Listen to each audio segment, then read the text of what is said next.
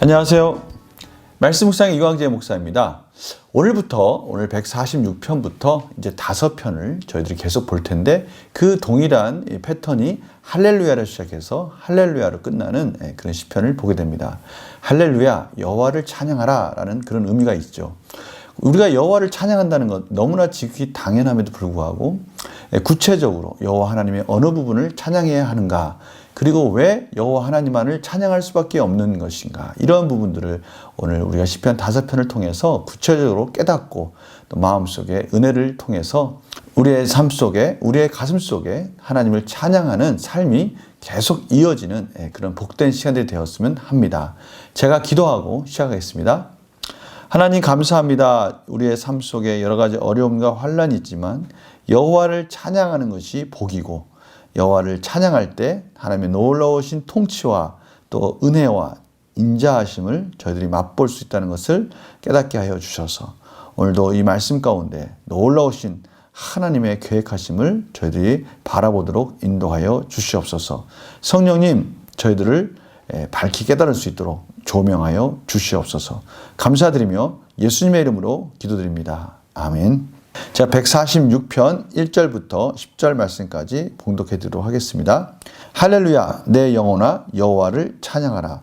나의 생전에 여호와를 찬양하며 나의 평생에 내 하나님을 찬송하리로다. 귀인들을 의지하지 말며 도울 힘이 없는 인생도 의지하지 말지니 그의 호흡이 끊어지면 흙으로 돌아가서 그날에 그의 생각이 소멸하리로다. 야곱의 하나님을 자기의 도움으로 삼으며 여호와 자기 하나님께 자기의 소망을 두는 자는 복이 있도다. 여호와는 천지와 바다와 그 중에 만물을 지으시며 영원히 진실함을 지키시며 억눌린 사람들을 위해 정의로 심판하시며 줄인 자들에게 먹을 것을 주시는 이시로다. 여호와께서는 갇힌 자들에게 자유를 주시는도다. 여호와께서 맹인들의 눈을 여시며 여호와께서 비굴한 자들을 일으키시며 여호와께서 의인들을 사랑하시며 여호와께서 나그네들을 보호하시며 고아와 과부를 붙드시고 악인들의 길은 굽게 하시는도다. 시온아, 여호와는 영원히 다스리시고 내 하나님은 대대로 통치하시리로다. 할렐루야. 아멘. 오늘 본문 1절 2절에는요 할렐루야, 내 영혼아 여호와를 찬양하라 라고 시작합니다. 여호와를 찬양하라, 내 영혼아 여호와를 찬양하라. 계속해서 반복해서 여호와 하나님은 찬양받기에 합당하신 분이시다. 스스로에게 스스로 명령하는 참 재밌는 표현입니다. 어떻게 보면요, 내 스스로가 계속 자각하고자 하는 의지적인 이 표현인 것이죠. 그럼 하나님을 왜 찬양해야 되는가? 이제 여호와 하나님을 찬양해야 될 이유들이 이제 계속해서 이어집니다. 먼저 우리 스스로에 대한 자각이 나옵니다. 3절 4절입니다. 귀인들을 의지하지 말며 도울 힘이 없는 인생도 의지하지 말지니. 할렐루야 여호와를 찬양하라 라고 그 말씀 속에는 여호와 하나님만이 나의 유일한 도움이시다. 그런데 우리의 이 눈은, 우리가 눈에 보이는 것, 옆에 있는 누군가 힘이 있는 자들을 향해서 우리가 쉽게 다가갈 수 있기 때문에 그들에게 도움을 청할 수 있다는 거예요. 그러나 그 인생들은 의지할 것이 못 된다라는 것이죠. 왜냐하면 도울 힘도 없고요. 4절에 보니까 그의 호흡이 끊어지면 흙으로 돌아가서 그날에 그의 생각이 소멸하리로다. 아무리 도울 수 있는 것 같이 보이지만 한갓 인생에 불과하고요. 그 힘도 어느 순간인가는 소멸되어 버린다는 것이죠. 이러한 사실들은 이스라엘 역사를 통해서 하나님께서 계속 경고하신 거예요. 우상을 섬기지 말고, 우상을 의지하지 말고, 특별히 우상을 의지하지 말라는 그 말 속에는 우상을 섬기고 있는 또 이방 땅을 의지하지 말라, 이방 나라들을 의지하지 말라라고 계속 경고하셨어요. 하나님의 이러한 경고에도 불구하고요, 이스라엘 백성들은 끊임없이 이집트, 애굽을 의지하고요, 또 바벨론, 또 아수르, 이러한 강국들을 의지하다가 결국 이용만 당하고 포로로 끌려가는 그런 비참한 결과를 맞이하게 되지 않습니까? 하나님 그걸 보여주고 계셔요. 이스라엘 속에서 그래, 너희들이 그렇게 의지하고 싶었던 그 이방 나라, 그 우상들을 섬겼을 때 그 결과가 무엇이냐라고 지금 물어보시는 거예요. 그러면서 끊임없이 여호와 하나님을 의지하라라고 말씀하시는 것이죠. 오늘 그 여호와 하나님이 어떤 분이신지를 하나하나 소개하고 있습니다. 야곱의 하나님을 자기의 도움으로 삼고 여호와 자기 하나님께 자기의 소망을 두냐는 복이 있도다. 그 여호와 하나님을 그 언약 가운데 의지하는 자들은 복이 있다. 저희들을 말하는 것이죠. 예수 그리스도 안에서 말씀의 언약을 붙들고 이제 그 말씀대로 사는 저희들, 하나님께서 복이 있다고 하는 거예요. 왜요?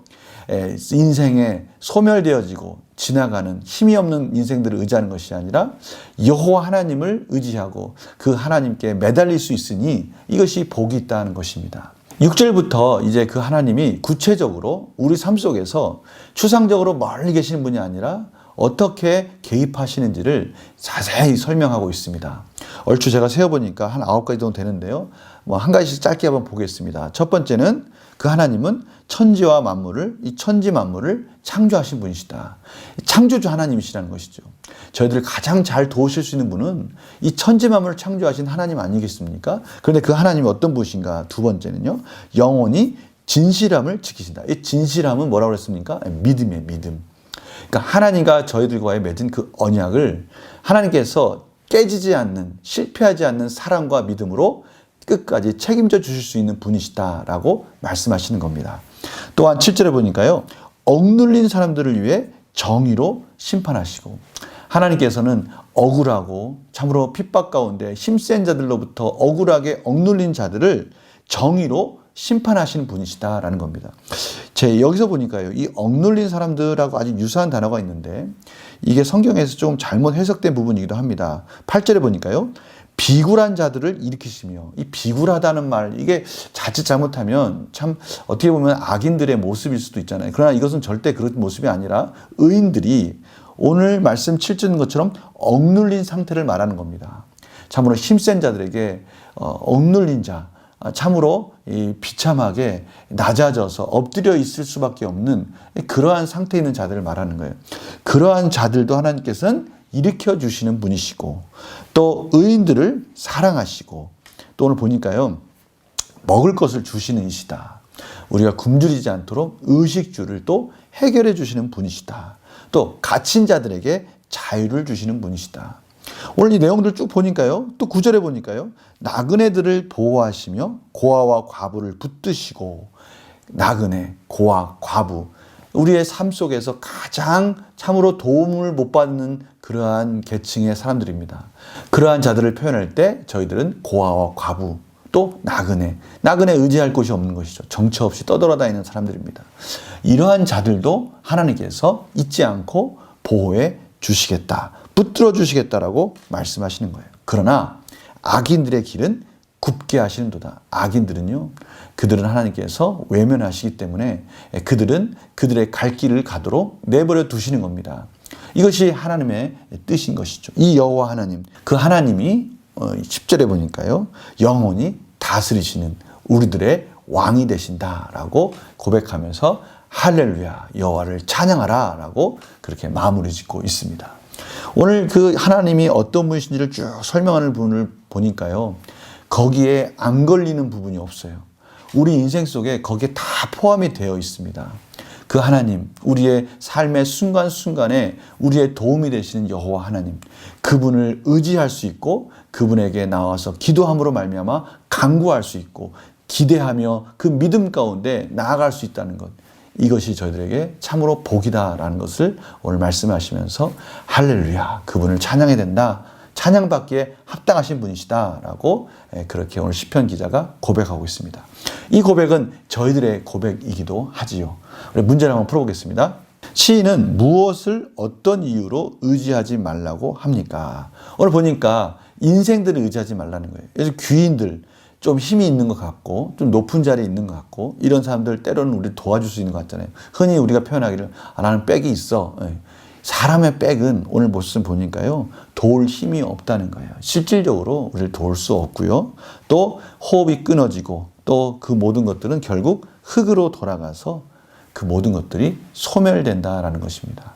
그러니 인생을 의지하지 말라라고 하나님께서 말씀하시는 것이죠. 시인은 어떤 사람이 복 있는 사람이라고 말합니까? 오늘 5절 말씀 보니까요. 야곱의 하나님을 자기의 도움으로 삼으며, 야곱의 하나님이든 뒤에 나와 있는 여호와 자기 하나님이든 다 언약 안에서 저희들을 약속하시고 그 변하지 않는 사랑으로 붙들어 주시는 그 하나님, 그 하나님을 자기의 도움으로, 자기의 소망으로 삼는 자, 두는 자는 복이 있다. 이것이 얼마나 감사한 말씀입니까?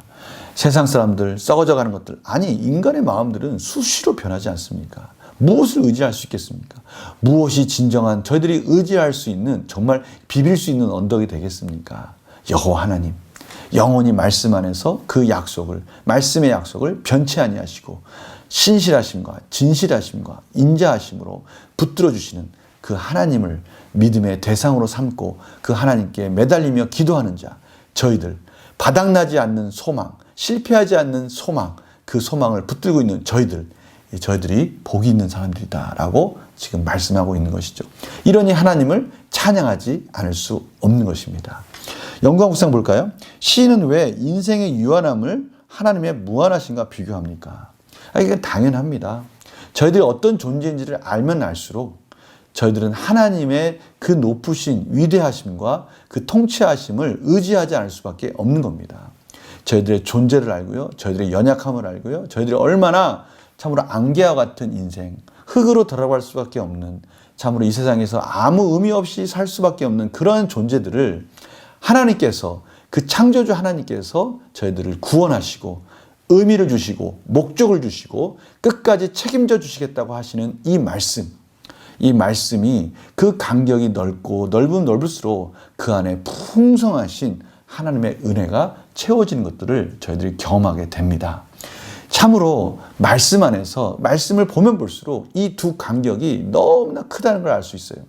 저희들은 참으로 부족하고 죄밖에 질 수 없는, 실수하고 낭망하고 좌절할 수밖에 없는, 수시로 늘 뭔가 해보겠다고 하지만 실패할 수밖에 없는 그런 존재라는 것을 깨닫게 하시고 그것을 가르쳐 주십니다.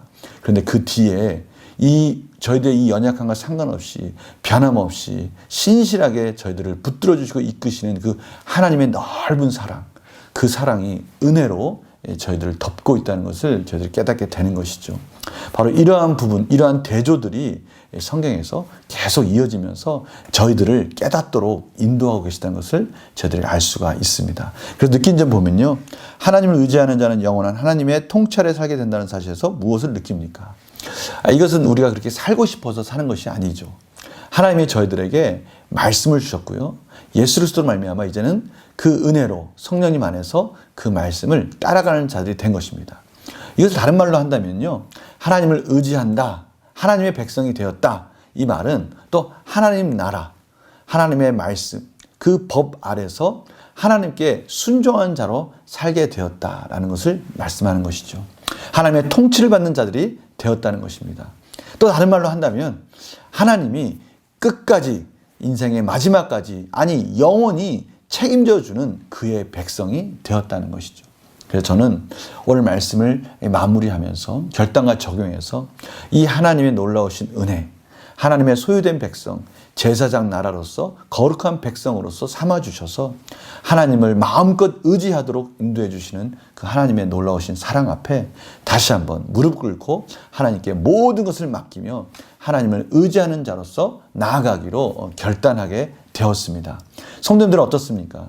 저희들이요, 말로는 하나님을 의지합니다, 하나님께 모든 걸 맡깁니다 라고 하지만 우리 마음 한구석에는 아직까지 하나님께 모든 걸 맡기지 못하는 그런 삶이 있지 않습니까? 하나님은 그래서 이스라엘 백성들을 광야로 몰고 가게 하시고요, 그 광야에서 아무것도 도와줄 수 없는 그 상태에서 오직 하나님만을 바라보는 그런 훈련을 시켰습니다. 저희들은 오늘 말씀을 마무리하면서 하나님이 지금 어떠한 상황 속에서 하나님만을 전폭적으로 의지하도록 인도하고 계시는지를 깨닫고 그것을 분별하는 그러한 시간들을 가졌으면 합니다. 그리고 그러한 삶 속에, 그러한 시간 속에 다시 한번 하나님께 전적으로 의지하며 하나님의 통치 아래에 있는 것이 복입니다. 하나님께서 이 모든 광야 같은 인생 속에서, 광야 같은 삶 속에서 또다시 놀라운 구원으로 인도해 줄 줄 믿습니다 라고 고백하면서 하나님 앞에 우리의 이 광야 같은 아무것도 도와줄 수 없는 상황들을 내어 맡기는 그런 시간들이 되기를 간절히 축원합니다. 제가 기도 마치겠습니다. 하나님 감사합니다. 오늘 하나님이 이 말씀을 주신 것은 저희들 삶 속에서 정말 누구도 도와줄 수 없는, 아니 이 인생 속에서 아무리 높은 사람도 아무리 많은 능력을 가진 사람일지라도 우리를 도와줄 수 없는 그런 상황 속에 있다는 것을 자각하게 만드시는, 깨닫게 하시는 하나님의 말씀인 줄 믿습니다. 하나님만을 의지하라고, 하나님만이 유일한 구원자라고 말씀하시는 하나님의 메시지로 듣습니다. 우리 성도님들 어떠한 상황이 있을지라도 참으로 도우신 하나님이 있다면 저희들이 안전할 수 있고 하나님의 통치 아래 있기 때문에 저희들이 평안할 수 있다라고 고백하는 믿음을 허락하여 주시옵소서. 감사드리며 예수님의 이름으로 기도드립니다. 아멘. 하나님께 다시 한번 전적으로 맡기라고 하십니다. 그럴 때 저희들은 하나님의 통치 가운데 있고요. 하나님의 언약 안에 있는 백성이라는 사실, 하나님이 책임져 주시는 인생이라는 사실을 깨닫도록 하나님께서 인도하신다고 말씀하십니다. 오늘 이 말씀을 통해서 우리 하나님 앞에 다시 한번 우리의 연약함을 전적으로 맡기는 그런 복된 하루가 되시기를 간절히 축원합니다. 말씀 묵상 내일 또 뵙겠습니다. 안녕히 계세요.